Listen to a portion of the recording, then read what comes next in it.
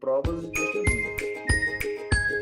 Muito do que havia de documento probatório, em geral, havia sido captado por outros países. É isso aí que ela define. Olha, tinha muita produção de material em si, do nazismo, provas, além de testemunhos. Até porque o crime foi feito mais na concentração da Europa, ali nos próximo, em termos, à Alemanha.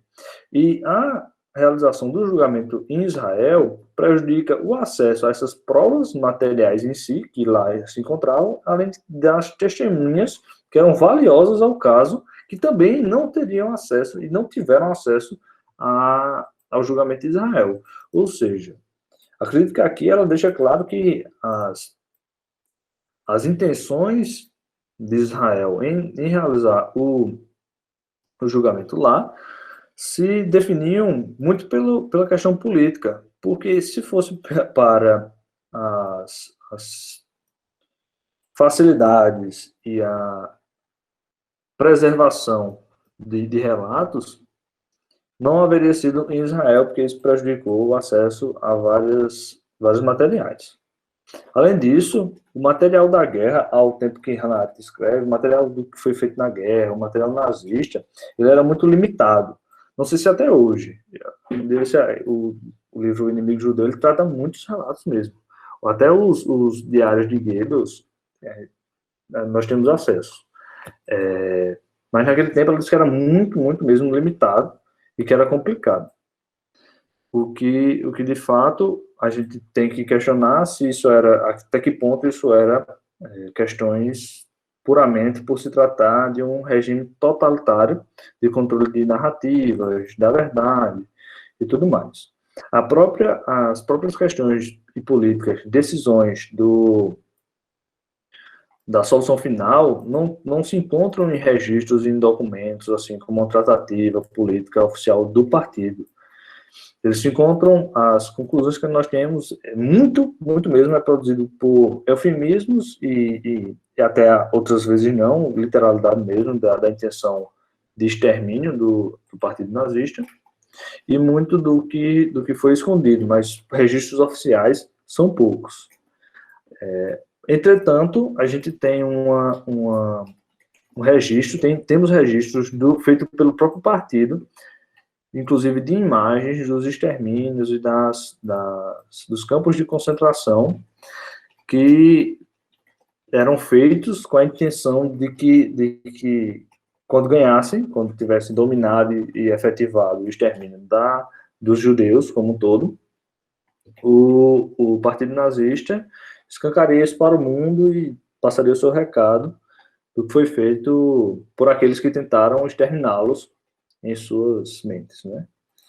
Então, o que de fato contradiz a questão da memória e o que nos faz questionar algumas coisas sobre registros históricos, principalmente os registros materiais do que a gente tem. Além disso, ela fala do antissemitismo comum, o antissemitismo popular que acometeu os cidadãos nessa época do nazismo. Até tem alguns escritos, eu não me lembro onde foi exatamente, mas fala que o antissemitismo, em uma época, ele contagiava, era uma matéria comum de convencimento de qualquer espectro político, de qualquer linha política, e ele era um sentimento e uma política que contagiava. E num dos relatos das vítimas, elas falam que depois de escaparem de uma tentativa do partido de exterminá-los, e quando eles chegam na cidade, acabam sofrendo pela própria população, o que é uma situação completa de pária, né? Um pária completo que não encontra apoios, nem mesmo na sociedade, uma sociedade que toma para si esse instinto e esse sentimento genocida e assassino, esse sentimento de assassinato mesmo na população. Além disso, ela fala da visão que agora era colocado para os judeus, durante esse julgamento, depois de toda essa questão de extermínio, e sua vontade completa de uma terra prometida, talvez até um oásis, depois de tanto tempo, que fosse Israel. A gente sabe onde isso parou, né? Mas nesse tempo ela mostra essa intenção, essa vontade dos judeus desse lugar, onde ir para onde nunca houvesse um não-judeu. Nunca vissem um não-judeu. É isso que ela coloca aqui no livro. Além disso, é o ponto de partida para o que Rebeca vai falar, do testemunho muito importante para essa parte, um testemunho muito forte e importante também para o próprio julgamento, que é de um sujeito chamado Zindel, que ele conta a sua história, de como aconteceu e tal, mas o que me chamou a atenção e remonta um pouco do que eu perguntei semana passada, e talvez seja um ponto interessante para a gente questionar de novo, que foi assim, ele fala assim, foi a primeira vez que eu vi a louca brutalidade dos alemães. Rebeca vai explicar isso aí e tal, mas e aí eu perguntei naquele dia, e quando eu fui ver essa semana para reorganizar meus fechamentos, fui ver o livro, tem outra anotação, assim, por que os alemães, depois de tanta brutalidade que foi evidenciada, escancarada, não foram jogados ao ostracismo?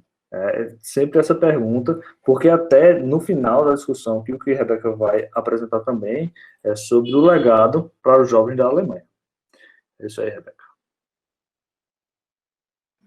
Bom, gente, boa tarde.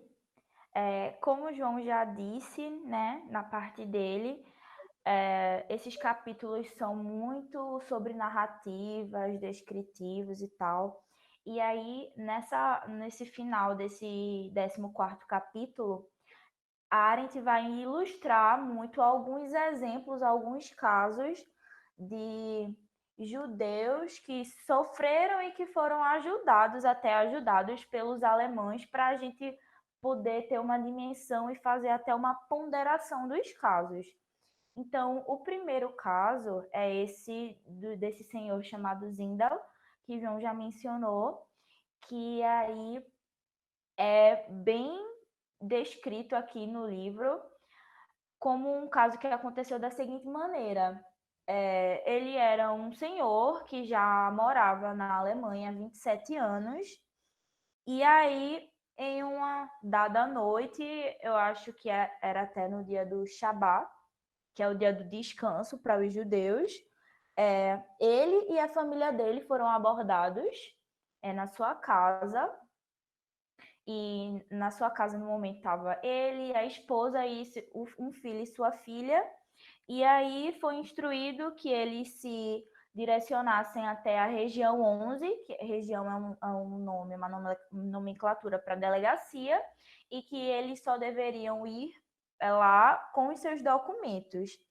E aí, chegando lá, eles perceberam que tinham muito mais pessoas naquele lugar. Eles foram direcionados a ficar em uma sala com mais 600 pessoas, 600 judeus, e ali para eles passarem a noite, porque no outro dia eles iriam fazer uma viagem de trem. E aí não era dito exatamente para onde eles iriam, era instruído que eles só podiam levar até 10 marcos em dinheiro, e que no momento da revista, se eles tivessem mais que essa quantidade de dinheiro, seria confiscado e eles só poderiam ficar com até 10 marcos. E aí, ao relato, né, que se as pessoas oferecessem algum tipo de resistência, eram punidos, como, por exemplo, o caso dele de um senhor que teve que ficar 24 horas em pé nessa sala, porque apresentou alguma forma de resistência. Então, né, no outro dia, quando eles foram para essa estação de trem, eles passaram, né, um certo tempo viajando, porque a intenção era atravessar a Polônia e chegar na Polônia para poder eles serem direcionados aos campos de concentração. E aí, então, eles ainda tiveram que andar a pé 2 quilômetros, desde que saltaram do trem até chegar no local. E aí há o relato que ele fala o próprio senhor Zindel, que está na página 139, eu acho, do PDF que eu estou lendo, que é o seguinte: os homens da SS nos chicoteavam, os que demoravam eles batiam, e sangue correndo na estrada. Eles arrancaram de nós as nossas malas, nos trataram da maneira mais brutal, e foi a primeira vez que vi a louca brutalidade dos alemães, como o João já mencionou. E essa é a primeira narrativa de um caso que aconteceu, e aí a Arendt deixa claro que não demorou mais que 10 minutos para toda essa história ser contada, e foi quando ele percebeu que em menos de 24 horas, 27 anos de construção de um lar e uma história naquele lugar, na Alemanha, tinham sido completamente jogados no lixo. Só que aí vai surgir também um caso que ela vai falar de um senhor, uma testemunha que estava em um dos julgamentos e perante o juiz, o nome dele é senhor Abakovner, e aí esse senhor começa a relatar o caso dele, de que ele teria sido ajudado por um sargento alemão chamado Anton Smith. E o que acontece segundo ele, né, no caso dele, é que esse sargento, vendo o caos nos campos de concentração, ele ajudava os judeus de forma clandestina a conseguirem fugir, a conseguirem documentos falsos, falsificados, e isso ele não fazia em troca de dinheiro, ele fazia simplesmente para ajudar, né, segundo o relato do senhor Abakov, né? E aí, esse relato traz um primeiro banho de água fria, porque a gente para perceber e fazer essa ponderação de que, por mais que existisse aquela maioria que fizesse o mal, existia a possibilidade também de existir alemães que estavam ali, que estavam se negando e oferecendo algum tipo de resistência àquilo que era ali proposto. E aí ela deixa bem claro no livro que, na mesma intensidade, na mesma quantidade que muito se ouvia perguntando a Eichmann sobre os judeus e se eles teriam recebido alguma forma de ajuda, muito perguntava e indagava a ele por que ele não se rebelou. E aí é quando ela vai trazer esse exemplo desse sargento alemão. E também ela vai trazer outro exemplo de uma senhora polonesa que era casada com um judeu, que em sua casa ela ajudou a esconder mais 12 judeus. E aí Arendt deixa claro no livro que todos os alemães e não judeus sabiam do que poderia acontecer consigo e com a sua família pelo simples fato de você ajudar um judeu. Porque ela traz o caso de uma família que adotou uma menininha judia de 6 anos e que toda a família foi morta, foi massacrada, sem nenhuma forma de piedade, mas mesmo assim houve um oferecimento de algum tipo de ajuda, algum tipo de resistência àquilo que estava acontecendo. E aí, o que havia, segundo Arendt, era uma tentativa de deixar toda essa questão no anonimato, porque o que acontecia eram os casos de que colocavam os judeus dentro de um caminhão, dentro de uma câmara de gás, e que ali essas pessoas eram mortas e os seus ossos eram triturados e os seus corpos eram cremados, numa tentativa de realizar um apagamento, esconder, e que isso não gerasse algum tipo de reverberação, mas isso não acontecia. Então, é basicamente essa ponderação que eu acho que ela quer trazer no final do livro e no final desse capítulo. E aí ela vai falar também sobre o regime de terror num estado totalitário, o que esse estado totalitário faz com a cabeça das pessoas, com a mentalidade delas. E aí ela vai trazer no finalzinho o seguinte: que a lição é que, em condições de terror, a maioria das pessoas se conformará, mas algumas pessoas não. Da mesma forma que a lição dos países aos quais a solução final foi proposta é que ela poderia acontecer, entre aspas, na maioria dos lugares, mas não aconteceu em todos os lugares. Humanamente falando, não é preciso nada mais, e nada mais pode ser pedido dentro dos limites do razoável para que o planeta continue sendo um lugar próprio à vida humana. E aqui a gente encerra o 14º capítulo, e aí a gente entra no 15º, que vai falar sobre todo o processo, desde a caída de Eichmann, quando ele é preso, as fugas dele, a vida dele na Argentina por anos e o seu julgamento e sua morte. E aí, a Arendt começa falando sobre as últimas 3 semanas de guerra em que Eichmann aparentemente prostrava uma postura mais isolada em relação aos outros companheiros de trabalho, os outros líderes de outros campos de concentração, até que ele já estava pensando e articulando até sobre uma possível remodelação desses modelos de campo de concentração, que ele até fala sobre uma preparação dos campos em um modelo mais inglês, que eu não sei o que ele queria dizer com esse modelo inglês, mas ele estava nesse processo de preparação, até porque ele era uma das mentes mais importantes em todo esse processo nazista, e um grandíssimo nome dentro do governo alemão. E aí ele é surpreendido com um plano de Heinrich Himmler, de que ele deveria organizar uma estratégia de cerca de algumas centenas de homens, 100 ou 200 homens, em uma linha de frente, e que ele também deveria estar, né, como líder, mas se ele fosse abordado por ingleses ou por estadunidenses, ele não deveria oferecer nenhum tipo de resistência. Ele deveria se entregar. Então, acredito que foi ali que ele percebeu que tudo já estava indo por água abaixo, não tinha mais solução. E aí, pensando nisso, Arendt descreve que ele entrega uma sacola com moedas e dinheiro a um advogado, já pensando numa possível defesa de si.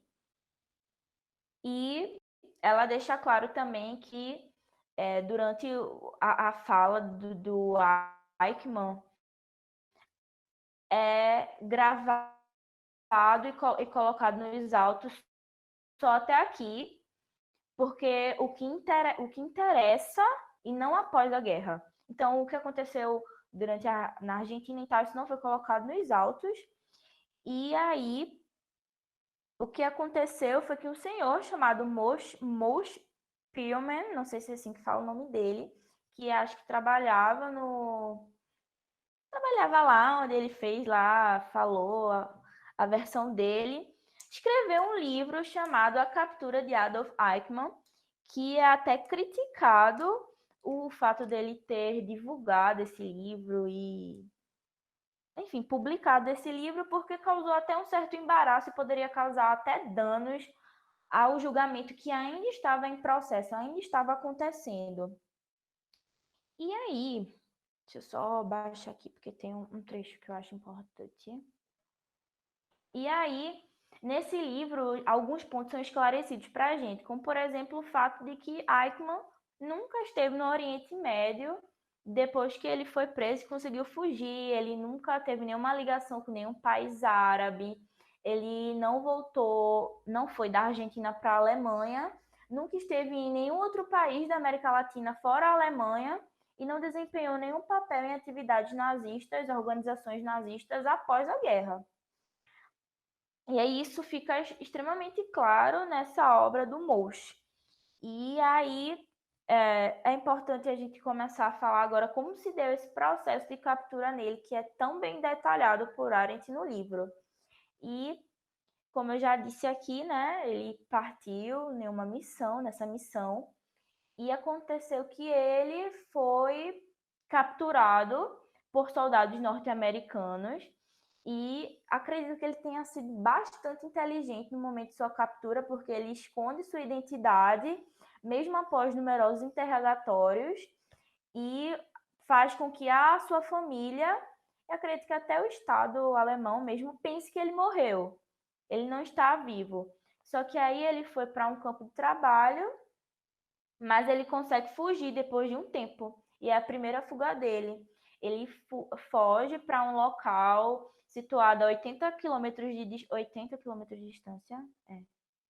Acho que sim. 80 quilômetros de distância de Hamburgo, ao sul de Hamburgo. E aí ele adquire seu primeiro pseudônimo como Otto Heiniger, que aí ele fica trabalhando num tempo em uma fazenda como lenhador. Mas aí ele consegue fugir até a Itália, onde ele consegue o auxílio de um padre, eu esqueci o nome do padre, mas eu acho que o nome do padre tem Francisco, que aí esse padre ajuda ele a fugir e o manda para Buenos Aires, assumindo aí seu segundo pseudônimo de Ricardo Clement, que seria um homem católico, solteiro, apátrida e com 37 anos de idade. E aí, depois de um tempo que ele consegue chegar em Buenos Aires, na Argentina, e se estabilizar, ele reativa os laços com a sua família, escreve uma carta a próprio punho para sua esposa, que até então achava que ele estava morto, mas consegue trazer a sua família para a Argentina, ele consegue um emprego numa fábrica de carros. Só que o que acontece é que ele começa a deixar algumas pontas soltas durante a sua longa estadia na Argentina, como por exemplo o fato de que ele tem o seu quarto filho e aí ele batiza o seu filho registra o filho dele com o nome de Ricardo Francisco Clement Eichmann. Ele coloca o nome dele, né, que ele não deveria revelar, no nome do filho. E aí ele também é revelado no livro por Arendt que ele mantém uma relação com uma colônia nazista que existe lá na Argentina, né? Porque sabe-se que naquela época a Argentina tinha uma certa simpatia, acredito que pelas pessoas que vinham fugindo ali, os nazistas que vinham fugindo da Europa e buscavam refúgio na Argentina. E aí ele mantinha esse contato e ele admitiu a sua identidade para essa colônia nazista lá na Argentina. E a sua esposa mantinha o sobrenome dela, acho que era Liz ou Lins, não sei, senhora Eichmann. E ela não parou de usar. Então, a partir dessas pontas soltas, o que faz a gente imaginar é que talvez ele não tivesse tão preocupado em ficar mantendo esse anonimato, né? E aí é até uma crítica de Arendt que ele realmente, de fato, deixou essas pontas soltas e ela tenta entender como é que o serviço secreto israelense demorou tantos anos para conseguir achar se haviam tantos indícios. E aí o que sabe-se, existe uma especulação que tenha sido o serviço de inteligência russo que deu a notícia, teria dado essa dica de que ele estaria na Argentina, mas é só uma especulação. Quem realizou o processo de captura dele de fato foi o Serviço Secreto Israelense. E aí, Eichmann aparentemente já estava consciente de tudo que estava acontecendo. Já estava consciente porque em sua vizinhança, esses serviços de inteligência aí, israelense já haviam ido lá, sondado, feito perguntas estranhas, então ele já estava bem consciente do que estava acontecendo. E aí pode ter sido o grande erro dele, ele poderia talvez ter fugido, já que ele sabia que tudo isso estava prestes a acontecer, e ele até é dito no livro que ele sabe que ele poderia ter fugido com facilidade e tentado conseguir outro emprego em outro lugar com a família dele, mas aí o que acontece é que Eichmann já estava sabendo de uma onda que estava havendo lá na Alemanha, que a juventude alemã estava com uma certa vergonha de uma herança que eles não tinham culpa, né? Porque, na verdade, os culpados e os protagonistas de tudo que tinha acontecido tinha sido a geração anterior, os seus pais, os seus tios, aqueles cidadãos da Alemanha, e não eles de fato. E aí, sabendo disso, esse sentimento de culpa herdada, ele acredito que tenha criado uma espécie de aceitação para ir de encontro com o julgamento e acho que enfrentar o que estava ali acontecendo. Tanto é que quando aconteceu o processo de captura, ele já sabia que eram os israelenses que estavam em busca dele e ele logo se identifica, diz quem é.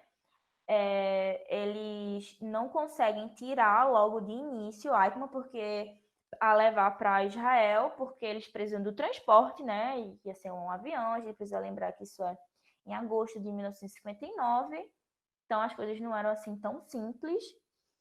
E aí ele passou cerca de uma semana na Argentina até que esse transporte fosse disponibilizado e ele foi transferido para lá. Aí eu acho que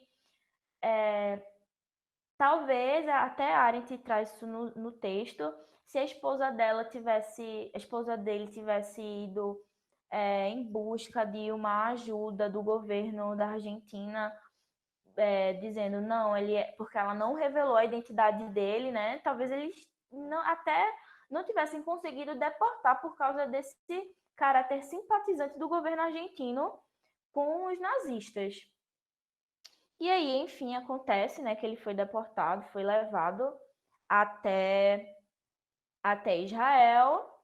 E aí, chegando lá, ele escreve uma carta a próprio pulso, que eu acho importante eu trazer aqui porque é bem interessante o que ele diz.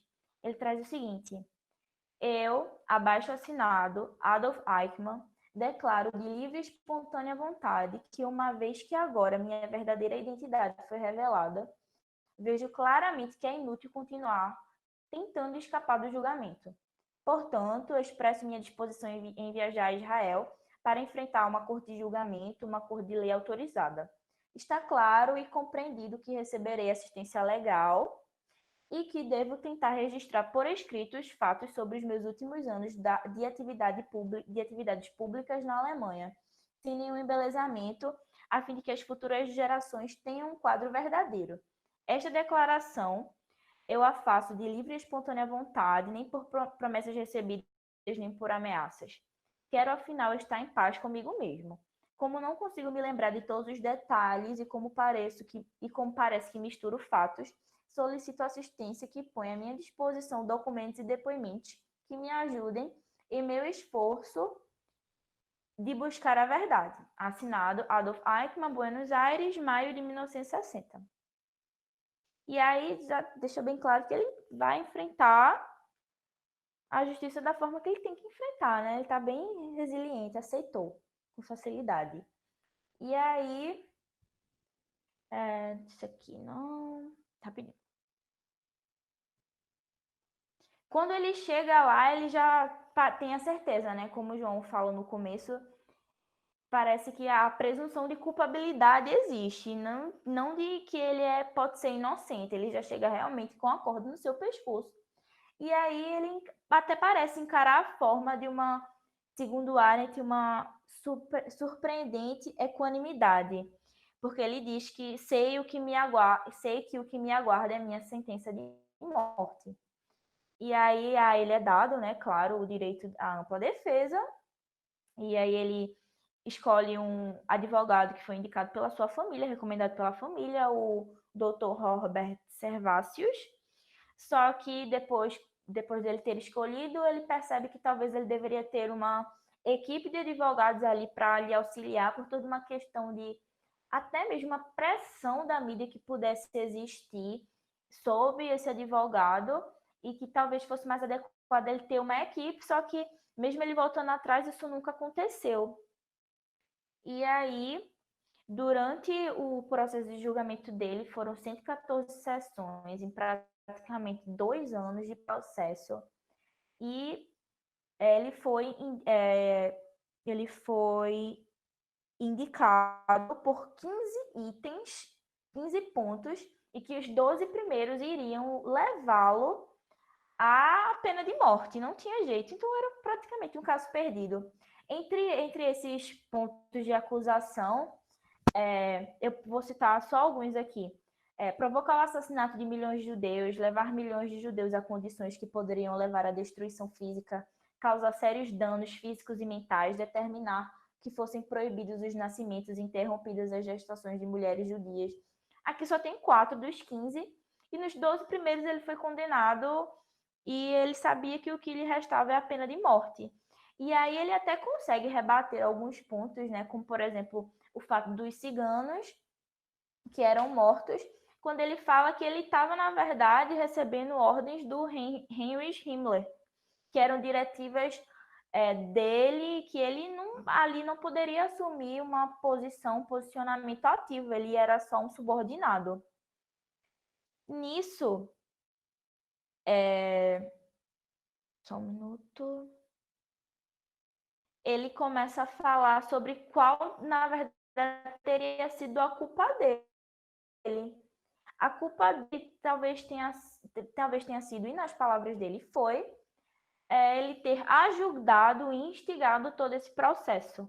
E aí ele fala sobre a obediência, que a obediência muitas vezes para a gente é enxergado, visto como uma virtude, só que pelo fato dele ter sido obediente em relação à sua posição hierarquicamente inferior, porque ele era só um subordinado, a culpa dele provinha dessa obediência. Mas ele deixa claro, ele fala que nunca desejou morte de nenhum judeu, nunca nutriu nenhum tipo de ódio contra os judeus, nunca desejou a morte desses seres humanos. Ele foi vítima de uma falácia, porque ele diz: sou vítima de uma falácia e criaram um monstro em mim que não existe. Só que mesmo assim, tentando, né, ele foi mesmo assim condenado à morte. E aí, só pulando para o final, porque é muito detalhe.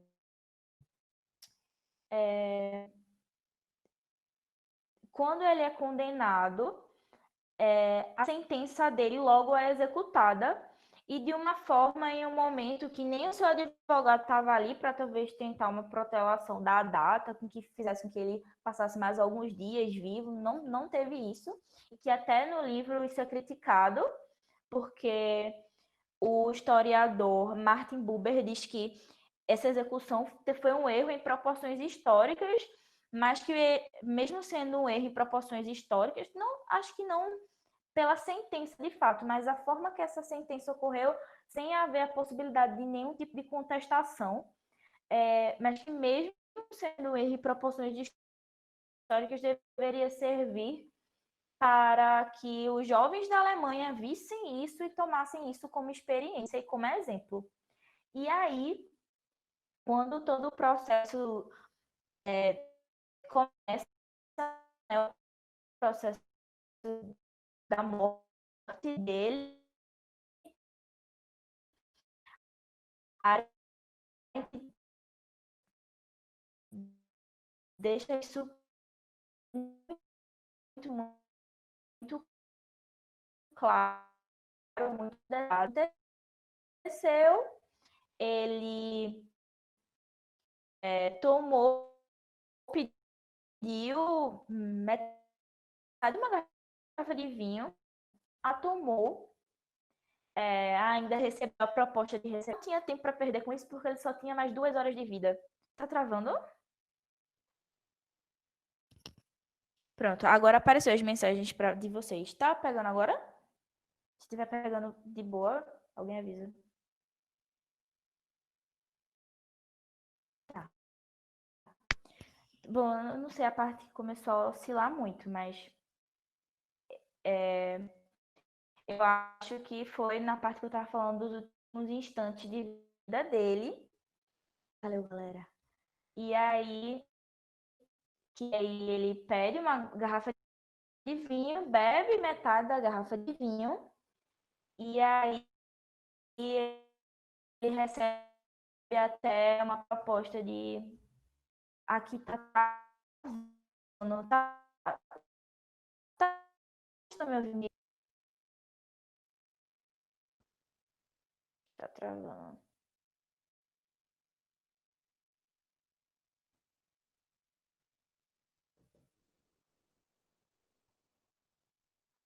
Que voltou. Tudo bem. Se alguém puder mandar um ok, se tiver voltado de novo.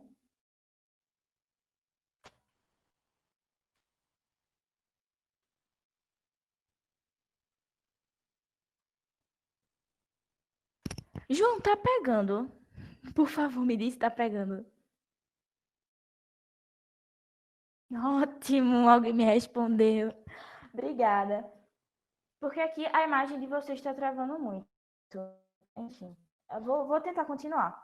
E aí ele recebe essa proposta de ouvir uma palavra lá de um pastor, e aí ele fala que não tem esse tempo a perder com um pastor, porque ele só tem mais 2 horas de vida, então ele faz o caminho dele, que seria de 40 metros, da cela que ele estava até o local onde sua execução iria acontecer, de forma bastante fria, sem aceitando de fato o que estava acontecendo.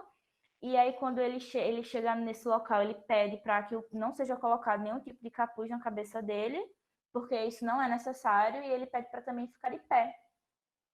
E aí, ele profere suas palavras, que aí eu achei bem interessante, porque ele fala o seguinte: dentro de pouco tempo, senhores, iremos encontrar-nos novamente.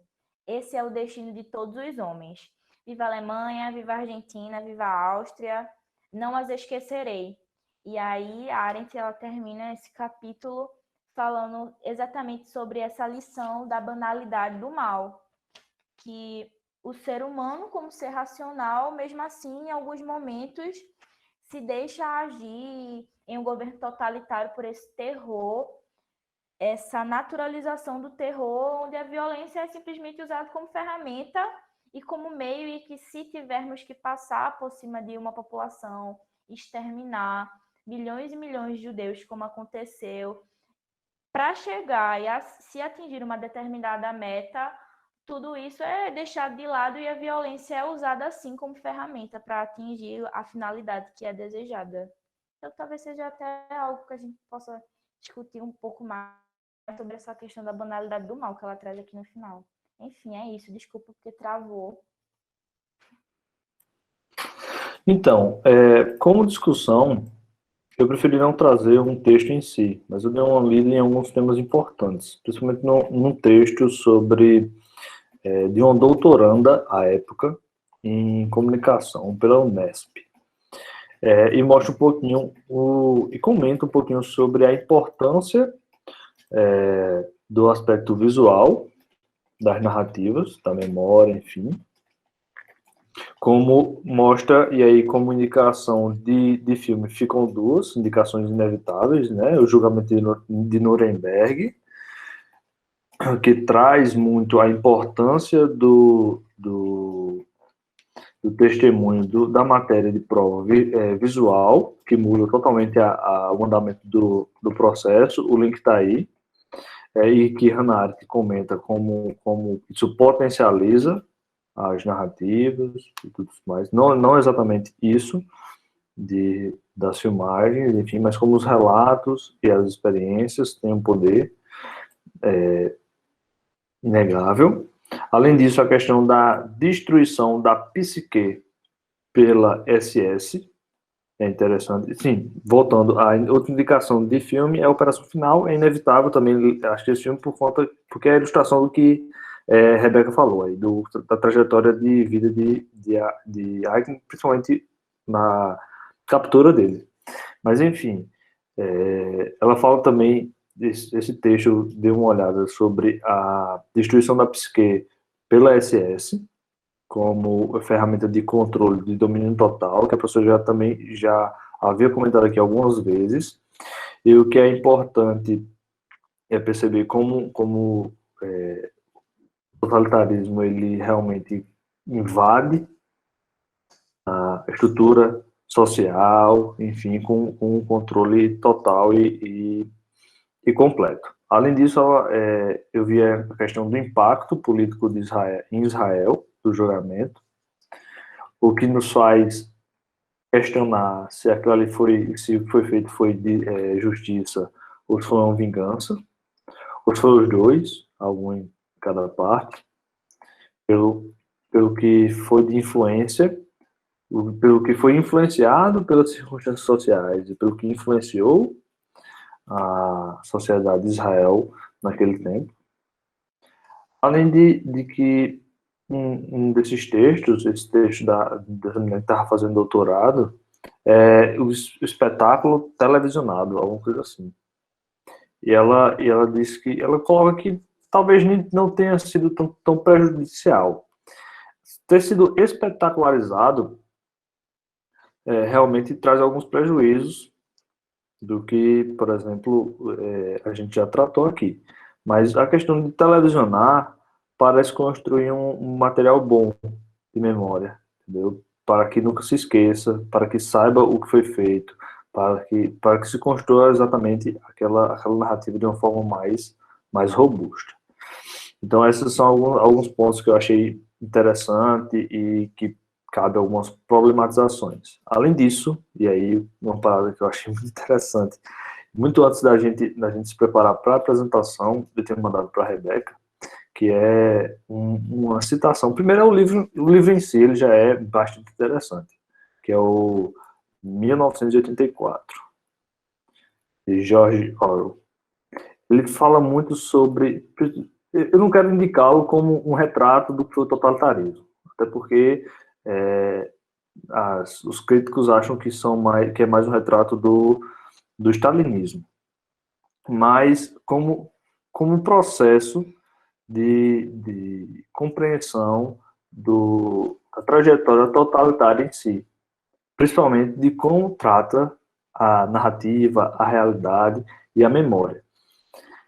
Conversa muito com a questão da destruição da psique, porque o grande irmão, e o partido, ele não se contenta com sua aceitação pública, vamos dizer assim, do que é o partido.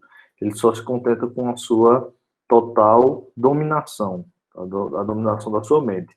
Sem querer dar spoiler, mas uma das partes foca exatamente nisso, em controle de mente. E, além disso, no final do livro, tem alguns pós-fácios de alguns autores importantes. E aí tem um tal de Ben Pinglot, parece que ele foi um filósofo, algo assim, eu tinha pesquisado, mas esqueci. Ele traz uma citação de Primo Levi, que diz que a história completa do breve Reich milenar pode ser relida como uma guerra contra a memória. Um ponto importante de relação da memória com o nazismo, e ele entende como uma falsificação orwelliana, né, da realidade, a sua relação com esse livro e como esse domínio que a gente está falando, totalitário do nazismo, converge muito com o que George ele apresenta nesse livro. É extremamente interessante e a gente percebe a importância que tem as narrativas, a memória, os relatos, enfim, tudo isso. Porque Primo Levi diz que Hitler negou a verdade aos seus subordinados e tudo mais. É isso aí. Bem, gente, muito obrigada. Quero parabenizar aí a João e a Rebeca pela exposição. E agora a gente abre espaço para os comentários e as contribuições, tá? Então, quem é que gostaria de fazer os comentários? Eu tenho alguns, mas eu queria deixar para depois. Eu queria primeiro que vocês falassem. Vocês têm alguma interpelação, alguma dúvida? Pronto, Antônio está aí inscrito, depois João Vitor Souza. Então, Antônio, vou lhe passar a palavra.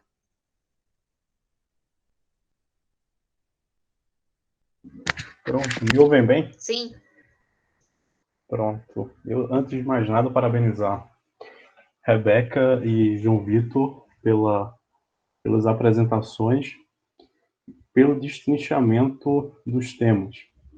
E só a tarde toda poderíamos passar em debater sobre os temas do sumário, dos elencamentos dos títulos dos capítulos. E eu vou seguindo exatamente esse sentido. Uma fala que, esses 3 últimos capítulos, acho, salvo engano, foi o grande debate que ela teve com Hans Jonas, em relação a mostrar quem é essa figura do Eichmann. Como é que o Eichmann, um ser insignificante, consegue fugir, enganar todo mundo e não ir para Nuremberg?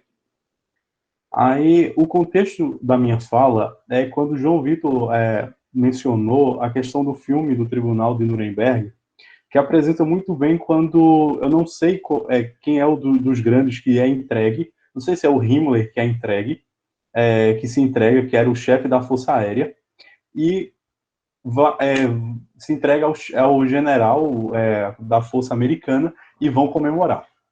E a foto rodou o mundo. É Geringer, é Hermann Isso, Geringer. isso, verdade, é o Gering.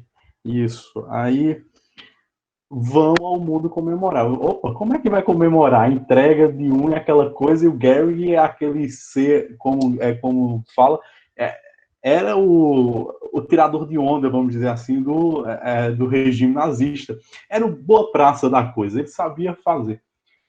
E, do nada, o início do julgamento é uma coisa interessante, é que ele consegue, juntamente com os demais, consegue intermediar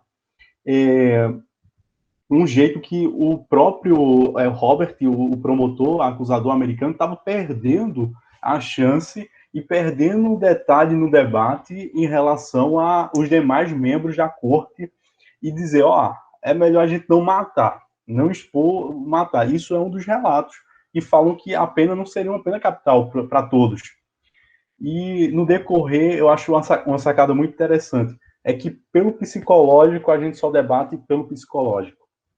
Vamos fazer o que fizeram, vamos tirar a voz deles, deixar eles sem acesso a quem tem voz, isso e aquilo. E o que chama a atenção é essa construção de narrativa do Tribunal de Justiça de Nuremberg.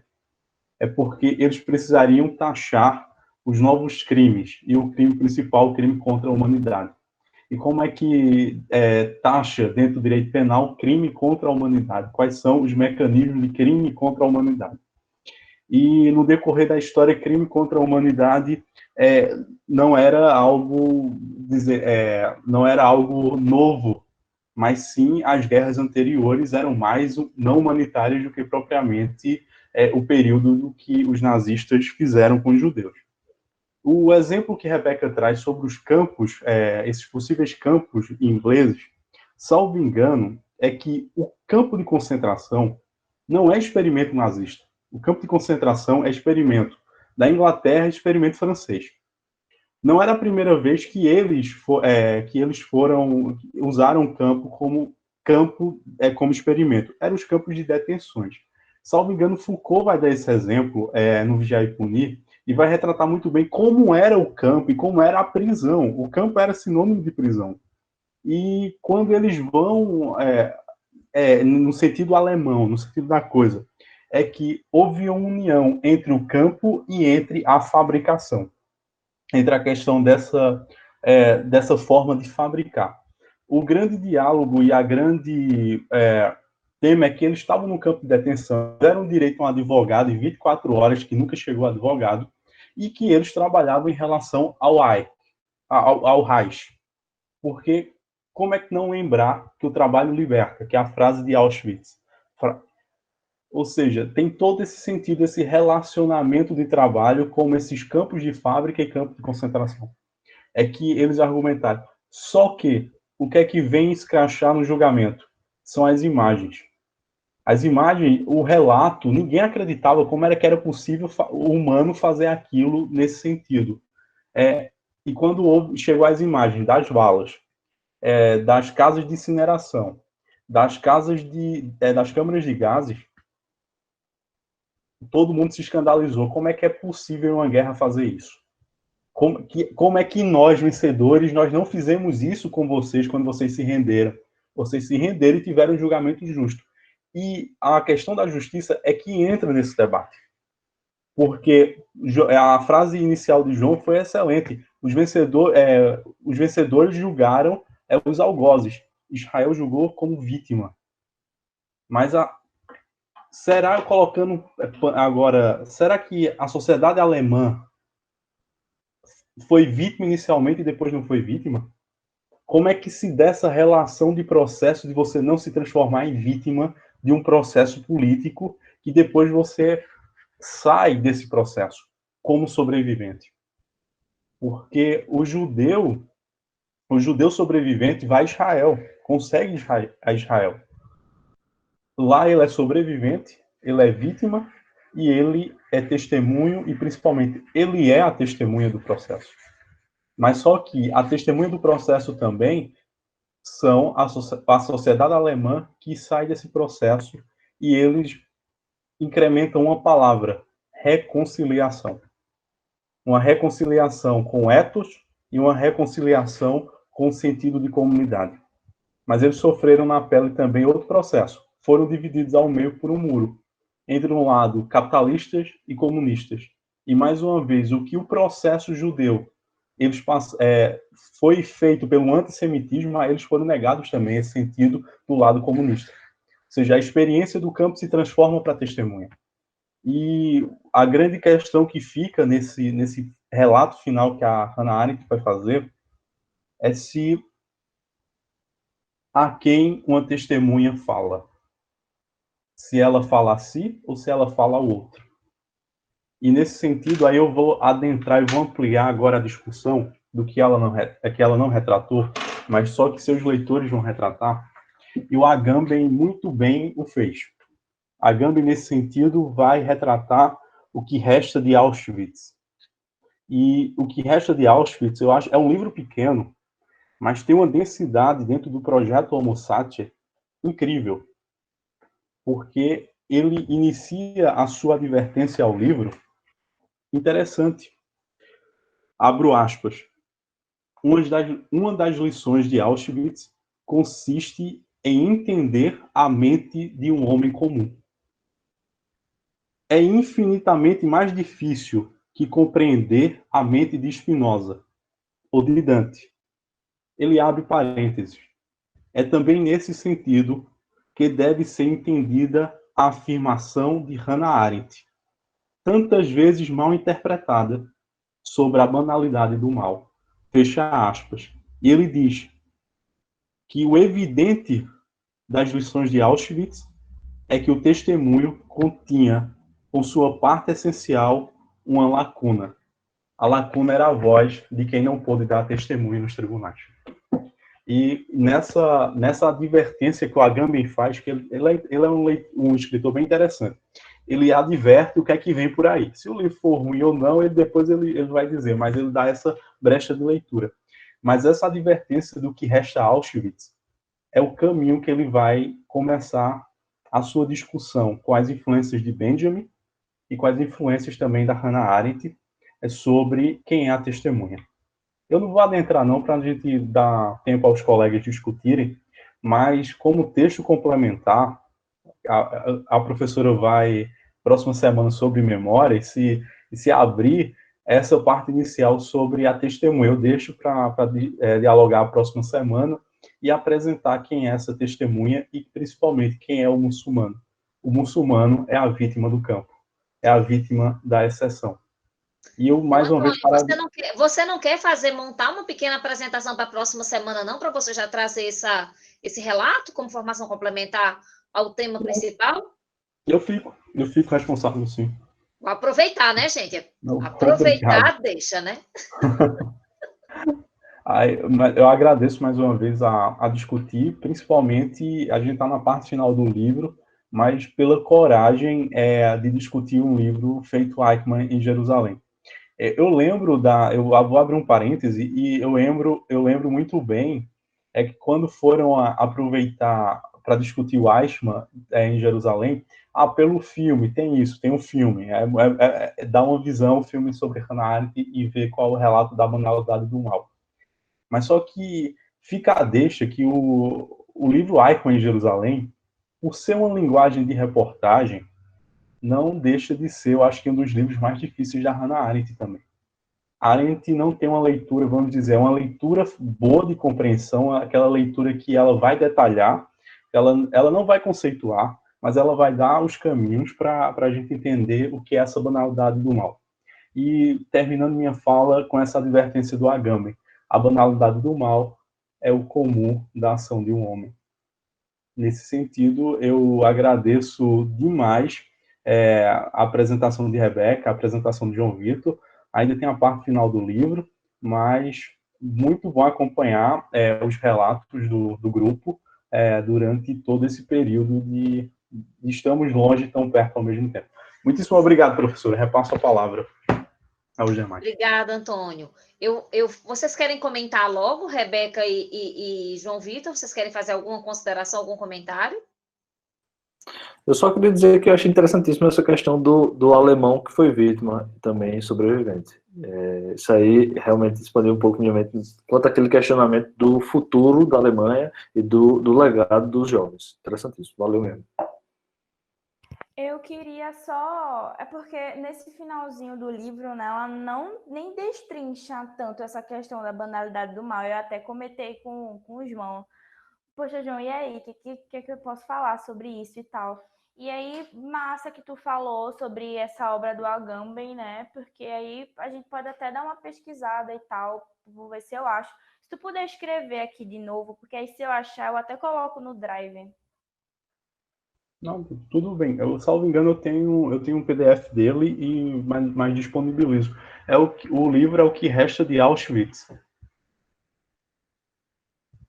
Mas eu agradeço mais uma Obrigada. vez. E eu estava lembrando agora na fala, é que vocês estão colocando, é bom que a gente debate filosofia, direito e também tem a parte cultural, que são as séries. Ou seja, a gente coloca para assistir. Eu maratonei O Homem do Castelo Alto na Amazon, que fala sobre uma possibilidade da Alemanha e o Japão, o eixo, terem vencido a Segunda Guerra Mundial. E tem algo que me chama a atenção, é que o Hitler está vivo, depois eu vou dar spoiler, ele morre no decorrer, tem uma tentativa de golpe em relação a quem vai ficar dentro do partido, e o Himmler não era o herdeiro do Hitler. É interessante isso, é que o Himmler não seria o herdeiro do Hitler, porque o Hitler não confiava no Himmler, no vendedor de galinhas. Tem esse lado interessante. E o que chama a atenção é que o Himmler depois consegue lá com artimanha, tudo, consegue chegar ao poder. Não é High Himmler, nesse sentido, que ele é saudado.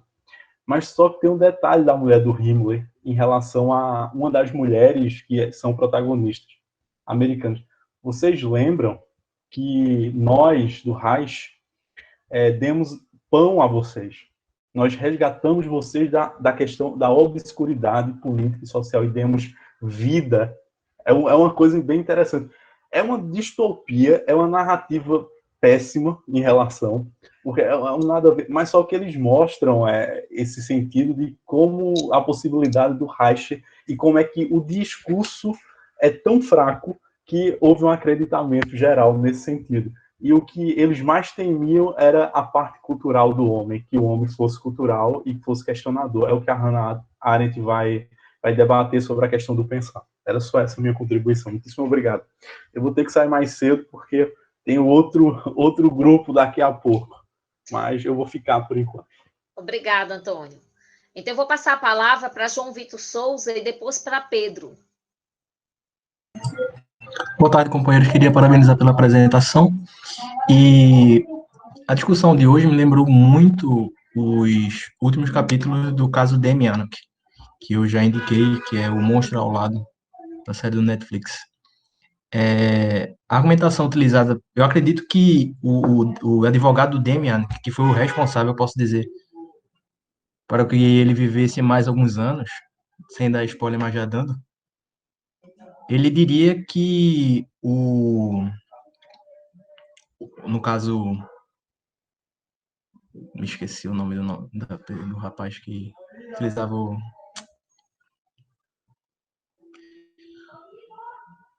Professora, me desculpa, mas me esqueci do nome do rapaz que vocês estão trabalhando mesmo.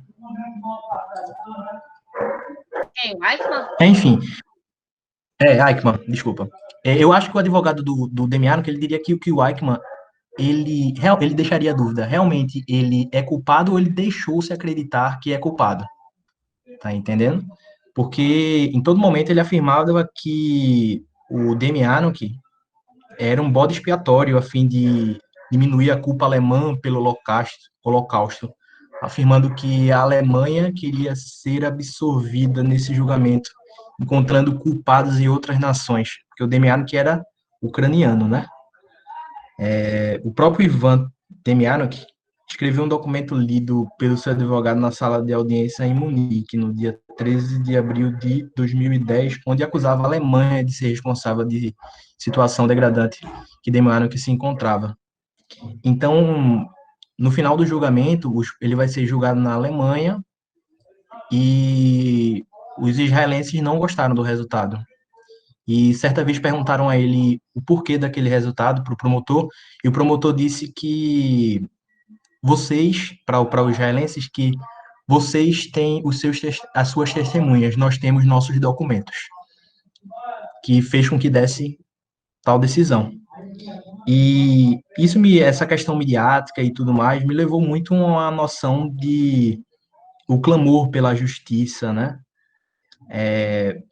Diante da sobrevivência, diante do crime. Me lembrou também a questão do ativismo judicial, o anseio popular, onde nós temos um ministro que fala que o povo clama por justiça e até mesmo até onde vai essa insegurança patológica, digamos assim, né? Aí eu deixo essa provocação. Vocês acreditam que no caso julgado aí realmente foi julgado certamente, ou ele se deixou acreditar que ele era culpado?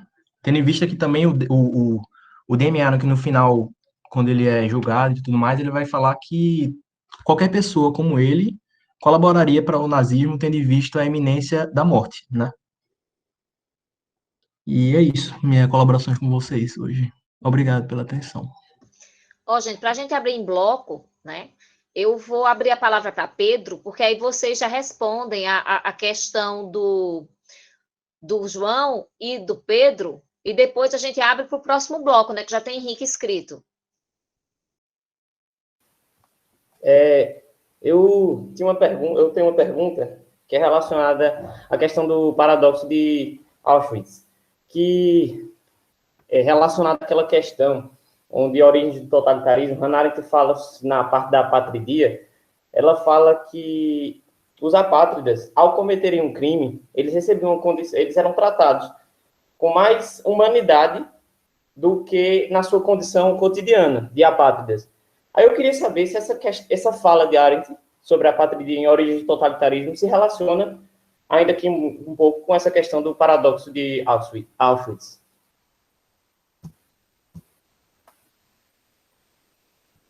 Ok, então, João, Rebeca, aí decidam aí como é que vocês vão responder essas duas indagações. Eu acho que eu posso começar só, assim, né, falando mais sobre o que João perguntou. Se Eichmann... Só para me situar, tu perguntou se Eichmann simplesmente aceitou que as pessoas achavam que ele era culpado e deixou isso acontecer e aceitou o julgamento dele e a adesão do julgamento, mas ele acreditava que ele não era culpado. Tu quer saber isso? Ou tu quer a opinião da gente sobre se ele era culpado ou não? É mais a primeira parte. Diante da pressão mediática que houve no caso e... Olha, eu acredito que sim, porque, veja, ele já sabia toda a pressão que ia ter nesse caso dele, porque era um caso de repercussão internacional, era um julgamento internacional, e ele até o fim sempre manteve a postura dele, mas eu também acredito que ele estava numa situação de aceitar com resignação aquilo que a justiça escolheu, porque acredito eu que se ele fala tanto em obediência e que a virtude dele era obediência, ele tratou da mesma forma o julgamento e a sentença que lhe foi dada. Simplesmente ele estava ali cumprindo o que a lei lhe mandou. Agora, lendo um artigo complementar que fala de algumas modalidades de crime que ele foi acusado, por exemplo, conspiração e atos deliberados de agressão, crimes contra a paz, crimes de guerra, crimes contra a humanidade. Então, eu acho que ele estava bem ciente de tudo que ele estava sendo julgado e que, né, se ele achava que ele era, né, não sei, mas pelo menos acredito que ele tenha aceitado com obediência, e talvez por causa disso ele tenha tido aquela postura quando ele foi enfrentar o outra colaboração, desculpa te interromper, outra colaboração é que eu li um artigo esses dias falando sobre os bons nazistas, falando que, no caso, muitos dos países no pós-guerra aceitaram muitos nazistas devido ao seu grande teor técnico, tá entendendo? No seu conhecimento cognitivo. Inclusive, o próprio fundador da NASA era um nazista comprovado, né? Então, talvez eles tenham servido de cordeiro justamente para sanar essa necessidade do povo de Israel por justiça. Sim, João, quer falar alguma coisa? Eu acho interessante essa parte. Na última parte do capítulo, do último capítulo regular, antes dos pós-escritos, ou é no epílogo, não sei. Na página 302, ela fala que os juízes poderiam emergir a justiça para que todos pudessem ver se tivesse dirigido de algumas formas. Aí ela termina assim: pois política não é um jardim de infância, em política, obediência e apoio são a mesma coisa. E assim como você apoiou e executou uma política de não partilhar a terra com o povo judeu e com o povo de diversas outras nações, como se você e seus superiores tivessem o direito de determinar quem devia e quem não devia habitar o mundo, consideramos que ninguém, isto é, nenhum membro da raça humana, haverá de partilhar a terra com você. Esta é a única razão pela qual você deve morrer na forca. Então, meio que ela assume que existe uma justificativas para tanto, mas que ela não deixa de lado as contradições, as interferências, as circunstâncias sociais, de outras influências políticas, midiáticas, enfim, que interferem sim no que foi feito, entendeu? Que merecem duras críticas, como ela faz. Mas o que não afasta essas outras circunstâncias do que devia ser feito como justiça. Eu acho que é isso aí. Quanto ao que Pedro falou, eu acho que ele também tem um pouco dessa dúvida, como eu falei. Eu achei interessante esse negócio do paradoxo de Auschwitz, mas eu não tenho mais conhecimento sobre isso, não. Eu gostaria de me inserir aí nas respostas, tá, gente? Somente partilhar algumas coisas. Veja, existem algumas chaves de leitura que a gente pode ler Arendt. As mais comuns são a leitura heideggeriana existencialista, a leitura fenomenológica, e esse livro ele é extremamente fenomenológico, porque ele é descritivo, é ela, né, na qualidade de observador, que retrata o que o objeto traz para ela, e existe uma leitura de ciência política. Mas hoje se trabalha uma quarta leitura de Hannah Arendt, que no Brasil a gente não vê ainda tão explorada, é a leitura psicanalítica. Dentro dessa leitura psicanalítica, é uma leitura que foi feita logo depois do lançamento do Eichmann em Jerusalém. Foi visto o seguinte, tá? Hoje existe uma série de pensadores que indagam se o Eichmann não sabia exatamente o que ele estava fazendo. Veja o seguinte, foi dado ao advogado dele, né, o pagamento de $20 mil e a família ainda deu mais 15 mil marcos para que ele fizesse a defesa. Eichmann, ele teve a opção de escolher entre um escritório alemão, um escritório norte-americano e o doutor Servatius. Ele escolhe o doutor Servatius. No decorrer do processo, Arendt já deixa muito claro que ele funciona como assistente de acusação. E não só, ele é o principal assistente de acusação. E muitas vezes a defesa ela é feita por ele mesmo no lugar do doutor Servatius. O doutor Servatius diz que ele é um bode expiatório. Ele diz textualmente várias vezes durante o julgamento.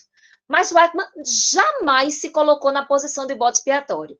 A partir dessa leitura psicanalítica, a ideia é o seguinte: o que aconteceu no julgamento do Eichmann foi a mesma coisa que aconteceu com Hermann Göring no julgamento de Nuremberg, onde ele toma o protagonismo do julgamento para que aquilo fosse um fórum aberto e que ele pudesse falar aquilo que ele quisesse dizer.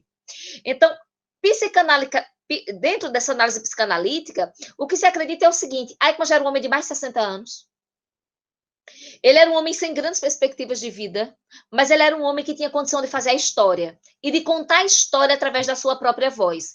É tanto que, no tribunal, em momento algum, ele cria obstáculos para a acusação.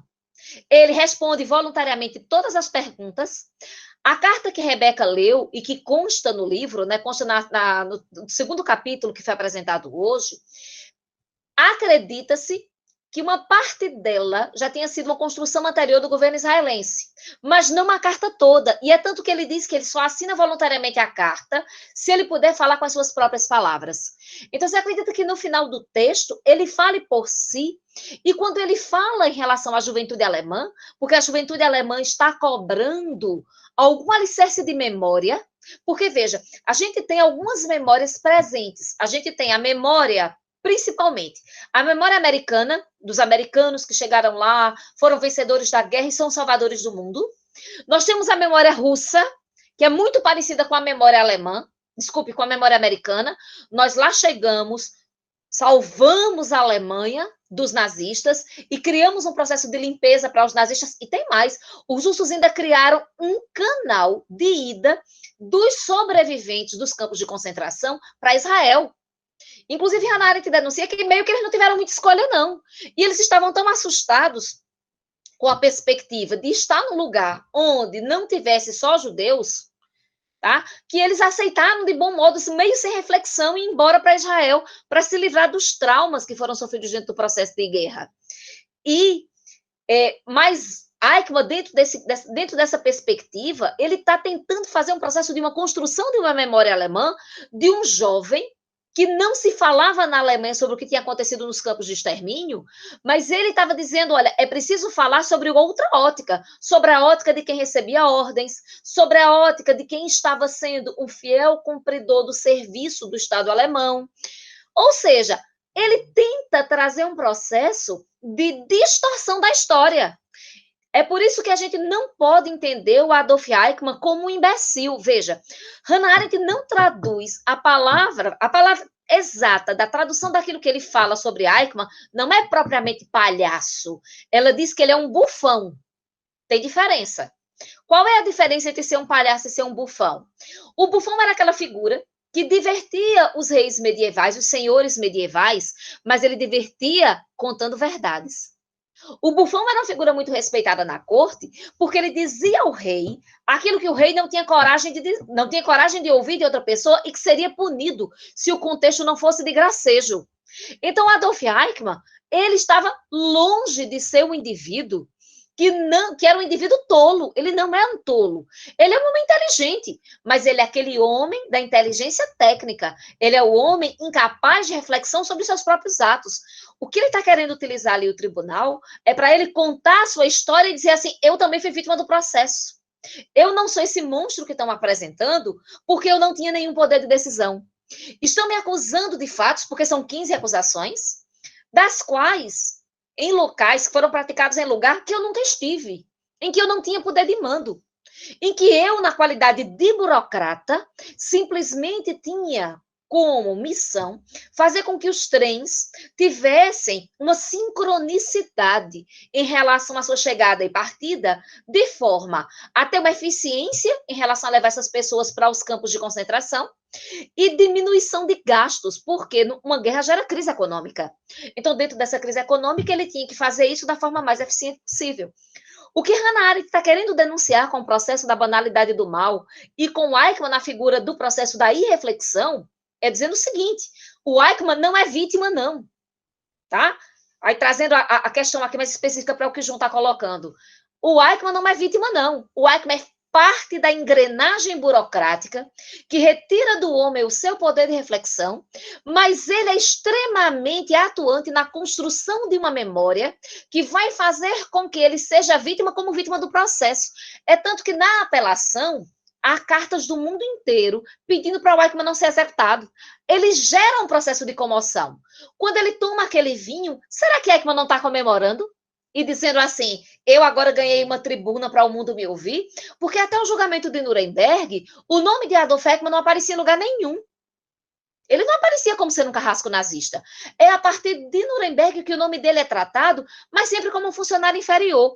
É tanto que no final da guerra, tá, os seus chefes, eles não chamavam Adolf Eichmann para nada. Ele era simplesmente jogado de lado, ele era escanteado. Porque ele não era uma pessoa importante. Olha, ele é peça de uma grande engrenagem, mas a peça pode se quebrar, a peça pode se recusar. Outros se recusaram a obedecer. E não tiveram grandes punições, Por que ele não se recusou a obedecer? Porque ele estava alienado dentro do princípio da burocracia.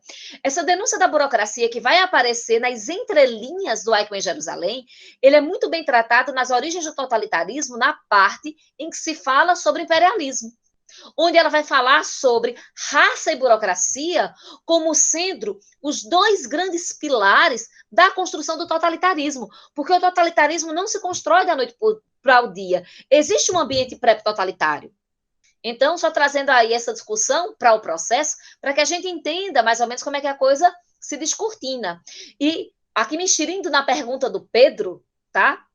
Entrando aí na experiência da pergunta do Pedro, havia um desrespeito muito grande pelo judeu, porque o judeu, a figura do judeu, ele era muito associada à figura do judeu filisteu, tá?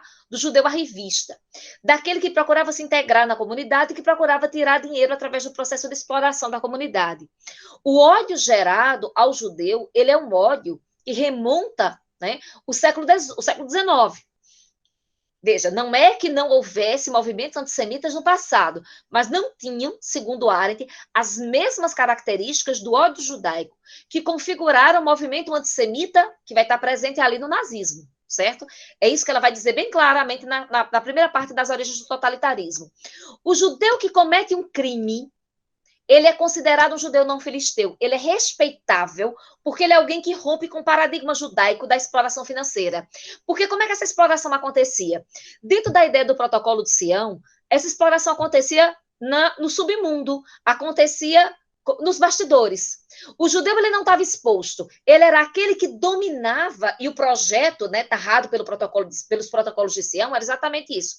Era um processo de dominação que você não se percebia enquanto dominado. Então, quando a sociedade acordasse, o projeto judaico de dominação do mundo já estava instituído, começando exatamente através do processo de exploração do capital e do lucro. Bem, então, quando o judeu pratica o crime, tá? Um crime comum, um homicídio, um estupro, um crime na área de gestão financeira, qualquer crime que seja, ele vai se tornar alguém visível na sociedade. Tá? Ele vai se tornar alguém que na sociedade ele teve a coragem de romper com as leis do seu povo e com as leis do povo em que ele estava sendo colocado. O criminoso comum, ele era extremamente valorado dentro dos campos de concentração. É tanto que quando a gente pega a estrutura de funcionamento de Auschwitz, nós vamos verificar que quem de fato operacionalizava não eram as pessoas da SS. A SS estava assim, acima no comando geral. Mas a pessoa que estava na linha de frente, junto com o prisioneiro, tá? Os polacos, os judeus, os ciganos e toda sorte de pessoas que vieram passar em Auschwitz, era o criminoso comum. Era aquele indivíduo que foi retirado da cadeia, tá? Da penitenciária, e ele vai servir ao Estado alemão, ao Reich, como uma forma de ter substituído a sua punição. Então, a sua punição agora. Por que isso aconteceu? Porque a Alemanha já tinha... A gente não pode esquecer que Freud era alemão, né, gente? A gente não pode esquecer que havia já um processo de estudo de mente na Alemanha extremamente bem desenvolvido desde o século XIX. O que se sabe é tanto que a gente vai verificar, quando a gente estuda totalitarismo, que quem estava à frente do processo da instalação de um regime totalitário não era o oficial do exército, não era a pessoa que estava no exército dentro de uma posição rasa. Era uma milícia paralela, era uma polícia com características de milícia. Era uma polícia empoderada e deturpada da sua finalidade. Por que isso aconteceu? Porque massacrar pessoas, matar pessoas, intimidar pessoas, gera sadismo. E o homem sádico, ele não é mais uma pessoa que se ajuste à sociedade. O homem sádico, ele vai ser alguém extremamente danoso para o seio social. Essa semana eu assisti um filme de Spike Lee, que está recentemente na Netflix, que eu não sei se é os Blondes, acho que é os Blondes, alguma coisa, 5 Blondes, uma coisa assim, tá? Eu recomendo que vocês assistam esse filme. Esse filme, ele mostra a história de quatro indivíduos que voltam para o Vietnã, em tempos atuais, com o intuito de resgatar alguma coisa que eles deixaram. Não vou dar o spoiler. Mas tem um deles que se tornou sádico, através de um processo de culpa. E é interessante você verificar o processo de comportamento dele. É um filme altamente violento. porque ele mostra como é que o horror do Vietnã terminou sendo refletido na atitude presente da vida das pessoas. Então, o criminoso judeu comum, ele era mais bem tratado por isso, por uma questão dele ser aquele que faz uma ruptura paradigmática. E antes de abrir a palavra para Henrique, tá? Só para falar sobre os campos de concentração, sobre o modelo inglês, é exatamente aquela fala de Arendt, lá das origens do totalitarismo, onde ela vai dizer que os inimigos colocavam os judeus nos campos de concentração e os amigos no campo de internamento. Então, o modelo inglês é o modelo do campo de internamento. Veja, não é que você não possa morrer no campo de internamento. Eu acho que foi o João Vitor que fez uma fala aí no chat, dizendo o seguinte, que os campos de internamento, ainda hoje, né, reconfiguram essa proposta que foi criada desde o século XIX, né? Na verdade, quem vai criar esse modelo de campo é Napoleão Bonaparte, nas guerras napoleônicas. Ele vai ser o pai, inicialmente, dessa ideia. Não é que o indivíduo internado não morra, mas não havia uma proposta de morte em massa. Dá para entender a história? A morte pode existir, mas ela não é a proposta fundamental. Porque o que Arendt denuncia em relação aos campos de extermínio é que, inclusive, eles dão prejuízo financeiro. É caro manter um campo de extermínio. Ele não tem utilidade prática nenhuma. É muito mais racional que você utilize aquelas pessoas para que elas se tornem escravas, por exemplo, para que elas produzam. Mas eles não estão interessados em lucro. Eles não estão interessados em produção. Eles estão interessados em tornar a Europa e o Reich. Eles estão interessados em exterminar aquele indivíduo que foi categorizado como sendo a representação do mal. Entendeu? Então, exatamente, a volta ao modelo é dizer assim, eu acho que nós fomos longe demais. Era essa a ideia do Eichmann. Então, nós podemos transformar quem sobrou num campo de internamento e a gente pode, aí, a partir daí, conseguir se reconfigurar politicamente. Era mais ou menos essa ideia aí do que se interpreta que ele estava tentando buscar, tá? Desculpem aí ter falado demais, mas já vou antecipando também o que eu ia falar, né? Porque pode ser que não dê tempo, eu já antecipei. Então, eu vou abrir a palavra para Henrique.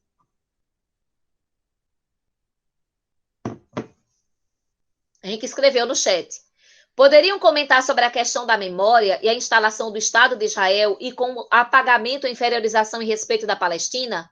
Vocês querem comentar, Rebeca e João? O que é que vocês acham? O que é que vocês pensam sobre isso?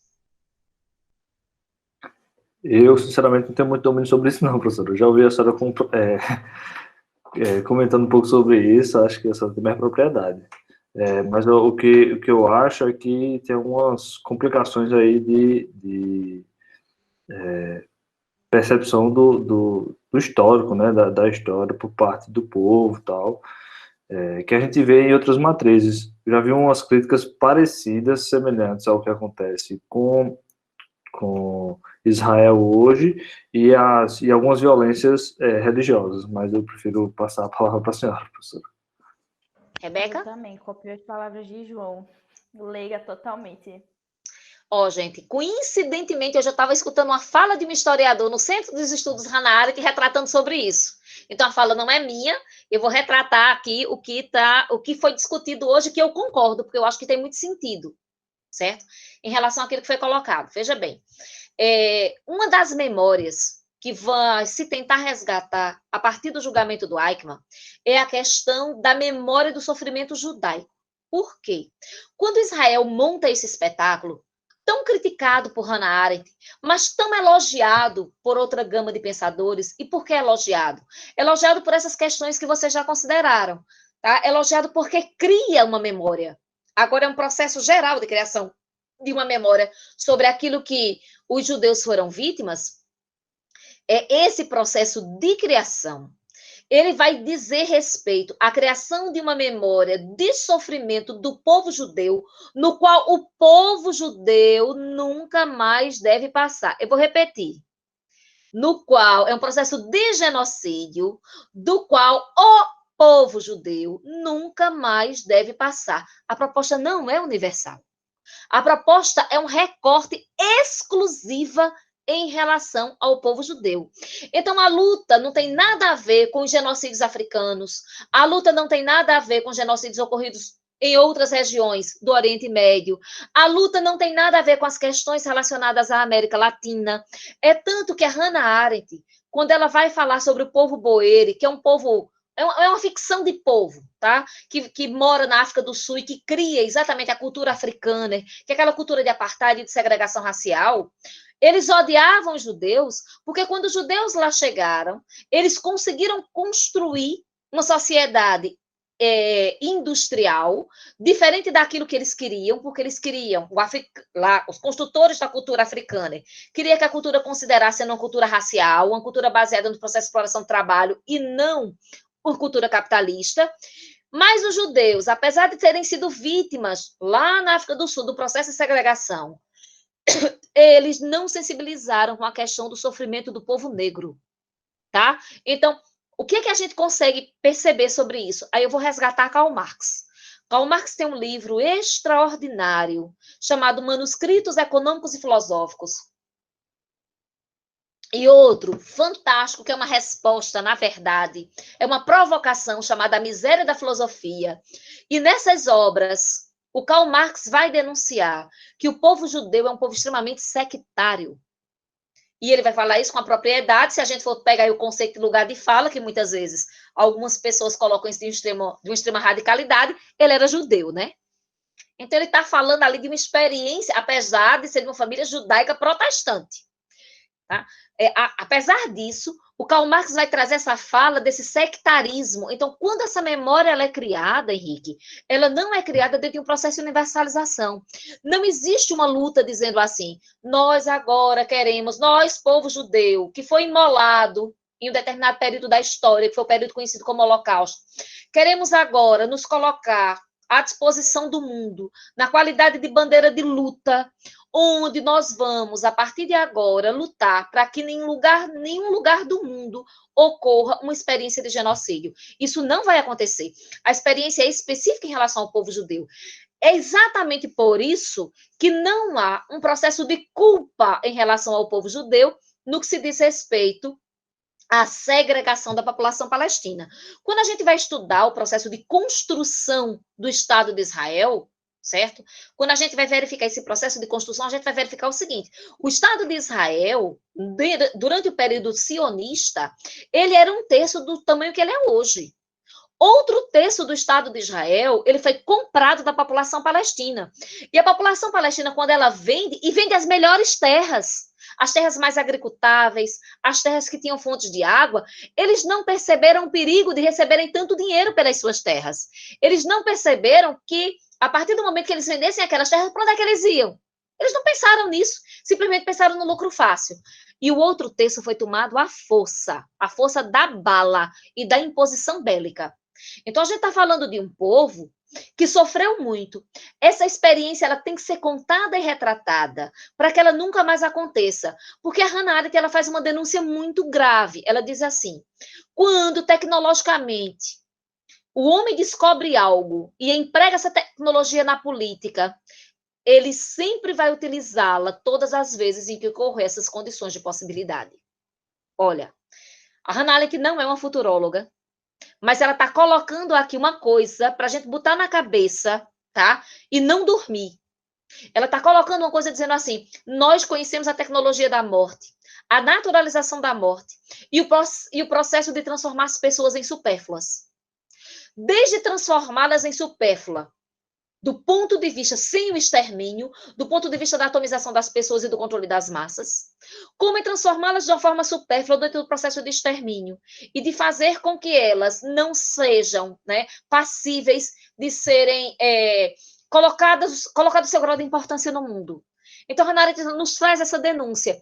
E essa denúncia é muito grave. E lá nas origens do totalitarismo ela vai dizer, todas as vezes que uma crise econômica acontecer, e com ela vier uma crise política, nós corremos o risco do ressurgimento de elementos totalitários. Ela não está falando do totalitarismo enquanto todo, tá? É bem verdade que a história não se repete ipsilitri, mas elementos da história tendem a se repetir. E isso é que é assustador dentro da esfera do processo. Então, quando a gente trata da questão palestina, inclusive essa semana até o Jorge Aí da UPE fez uma denúncia que um palestino ativista foi preso em Israel, ninguém sabia onde é que o cara estava, o cara não sabia qual era a acusação, e as pessoas estão pedindo pelo mundo, né, que ele seja libertado, que seja ele dado o direito de um julgamento justo. Quando isso é colocado de uma forma extremamente enfática, tá? Isso demonstra que os israelenses hoje adotam uma postura de opressão porque eles estão preocupados com ele.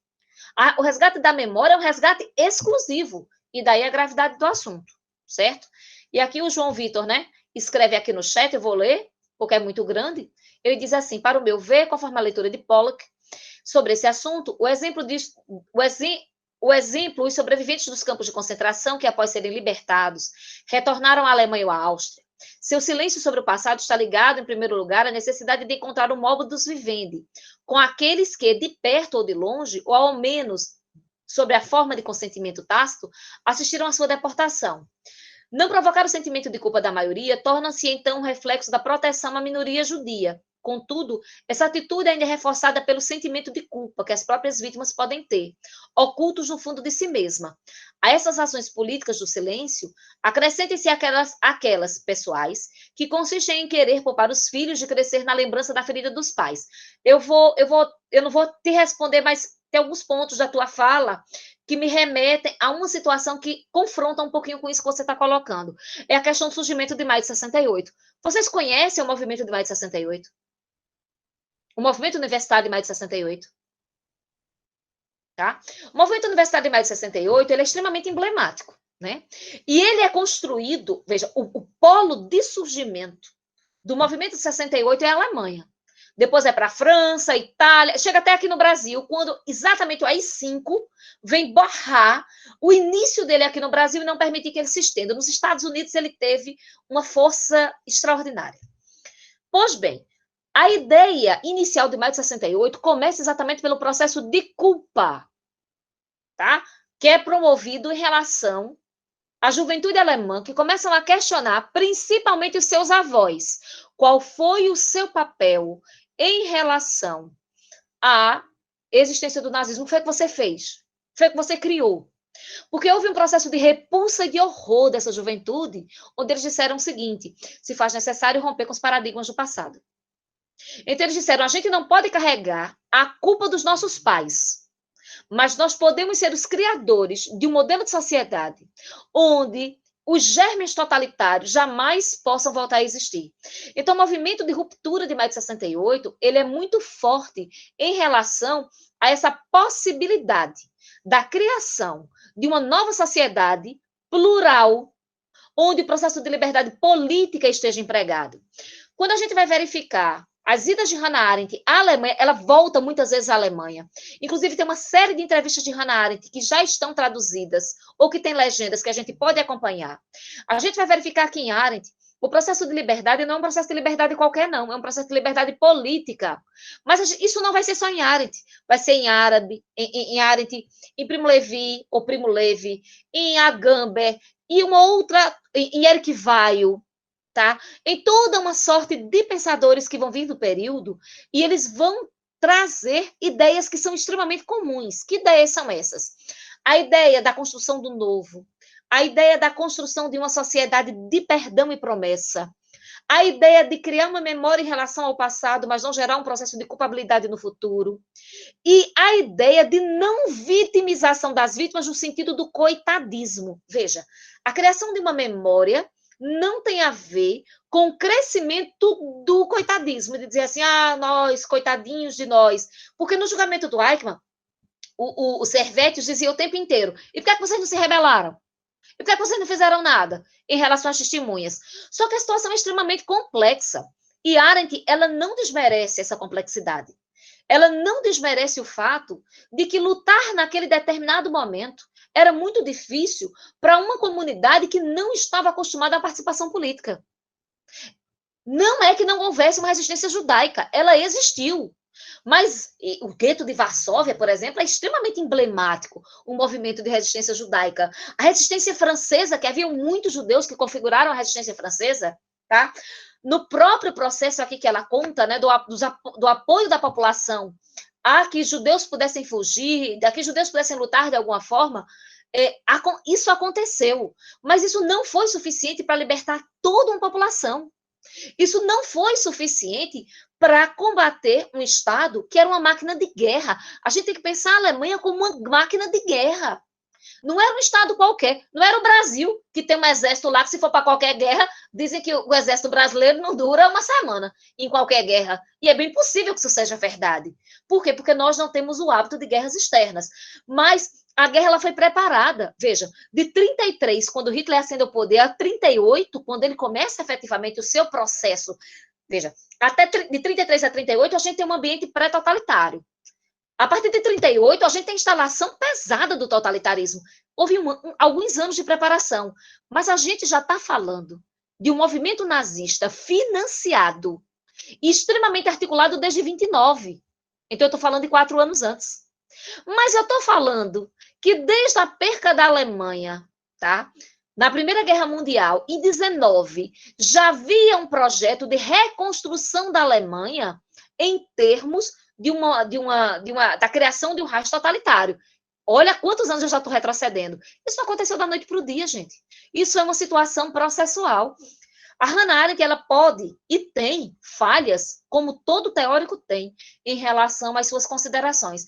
Mas existe uma coisa genial de Arendt, é que nenhum teórico conseguiu, como ela, descrever politicamente o momento em que a situação totalitária se instala. Ela consegue fazer isso. Ela não nos dá conceitos, muitas vezes, muito claros, como é o da banalidade do mal, mas ela consegue trazer para a gente uma descrição que se torna muito claro, para a gente entender como é que esse processo aconteceu em relação a toda a sociedade. Quando ela fala das figuras mais diversas, né? Da figura do judeu como pare parvenir, quando ela fala da situação da construção da sociedade de massa, da utilização da propaganda, da burocracia, da ideologia, quando ela trata sobre a questão das elites e das elites intelectuais, quando ela fala sobre o processo de participação da ralé. Então, ela vai nos dando um panorama que a gente consegue entender como é que o processo aconteceu. E eu acho que o Brasil hoje é um grande laboratório para a gente entender isso. Não é que o Brasil seja um país totalitário. Mas quem assistiu ontem a fala da professora Sônia Esquil, ela vai trazer para a gente a quantidade de golpes que o Brasil já enfrentou. O Brasil é o país dos golpes. O Brasil é um país que tem muita dificuldade de lidar com liberdade democrática. O Brasil é um país que tem muita dificuldade de lidar com pluralidade. Então, hoje no Brasil, a gente tem elementos totalitários, através do discurso autoritário, muito presentes dentro da nossa sociedade. Então, a Hannah Arendt, ela serve como chave de leitura para que a gente consiga, de fato, entender como é que esses elementos totalitários estão presentes dentro de uma sociedade de construção autoritária, cujo autorismo não começou agora, não. Cujo autoritarismo ele começa no passado, desde o nosso processo de construção. É importante que a gente vislumbre isso. Então, a gente diz assim, meu Deus, o que foi que aconteceu com as pessoas hoje? Por que elas hoje se odeiam tanto? Não, isso não é uma coisa nova. Apenas isso ganhou uma dimensão muito maior através do advento das redes sociais. As famílias brigarem por conta de política, amigos se intrigarem, né? A criação do inimigo sempre foi muito forte dentro da nossa sociedade. Muito presente. Essa historinha de que o brasileiro é um povo cordial, pelo amor de Deus, isso é falácia que já ficou no passado. Observa a quantidade de revoltas que nós já tivemos ao longo da nossa história, que a gente vai ver que de cordial a gente não tem muita coisa, né? E nós aqui, pernambucanos, nós damos show em relação à revolta, né? Nenhum outro estado é igual a Pernambuco. Então, eu queria fazer somente essas considerações, aproveitando aí o gancho da fala dos meninos. Não sei se lhe satisfiz, João Vitor, mas tentei contribuir exatamente dentro das falas que a gente... Eu acho que nem na corrupção, se a gente é cordial. Sabe por quê? O ódio ao PT remonta muito bem isso.